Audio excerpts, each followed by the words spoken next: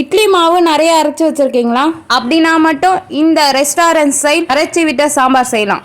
ஏன்னா 4 இட்லி சாப்பிட்ற இடத்துல 8 இட்லி சாப்பிடுவாங்க. அவ்வளோ மனமாக ருசியாக இருக்கும். இப்போ அதுக்கு ஒரு மசாலா அரைச்சிக்கலாம். தவாவில் 2 ஸ்பூன் எண்ணெய், 1 ஸ்பூன் மல்லி, 1 ஸ்பூன் கடலப்பருப்பு, ஸ்பூன் மிளகு, 1/2 ஸ்பூன் சீரகம், 1/4 ஸ்பூன் வெந்தயம், உங்களுக்கு காரத்துக்கு ஏற்ற மாதிரி வரமிளகாய், கருவேப்பிலை சேர்த்து வதக்கிக்கோங்க.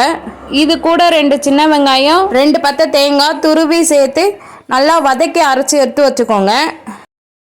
ஆக்சுவலி சாம்பாருக்கு தாளிக்கிற தாளிப்பு தான்.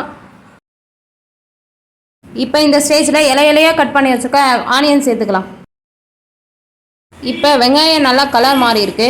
இப்போ அடுத்ததாக நம்ம தேவையான காய்கறிகள் சேர்த்துக்கலாம். நான் இப்போ கத்திரிக்காயும் மாங்காவும் சேர்த்துருக்கேன். உங்களுக்கு விருப்பமான காய்கறிகளை நீங்கள் சேர்த்துக்கலாம்.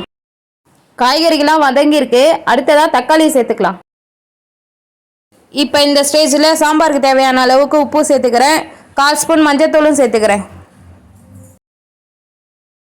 காய்கறிலாம் நல்லா வதங்கினதுக்கப்புறம் நம்ம அரைச்சி வச்சுருக்க மசாலாவை சேர்த்துக்கலாம். அடுத்ததாக நமக்கு தேவையான அளவுக்கு தண்ணி சேர்த்து பச்சை வாசனை போகிற வரைக்கும் கொதிக்க வச்சு எடுத்துக்கலாம். அப்பாடா, மசாலாலாம் செம்ம வாசனையாக இருக்குது. அடுத்ததாக 1/2 ஸ்பூன் கடல மாவு கரைச்சி வச்சுருக்கோம். அதையும் அதனோட சேர்த்துட்டு உங்களுக்கு தேவையான அளவுக்கு தண்ணி ஊற்றி கொதிக்க வச்சு இறக்குனா சூப்பரான சாம்பார் ரெடி. நீங்களும் ட்ரை பண்ணி பாருங்கள்.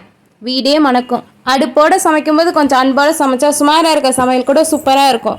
அவ்வளோதான். நாளைக்கு ஒரு மினி விலாகில் மீட் பண்ணலாம். இந்த வீடியோ பிடிச்சா நம்மளோட சேனல் சப்ஸ்கிரைப் பண்ணிக்கலாம்.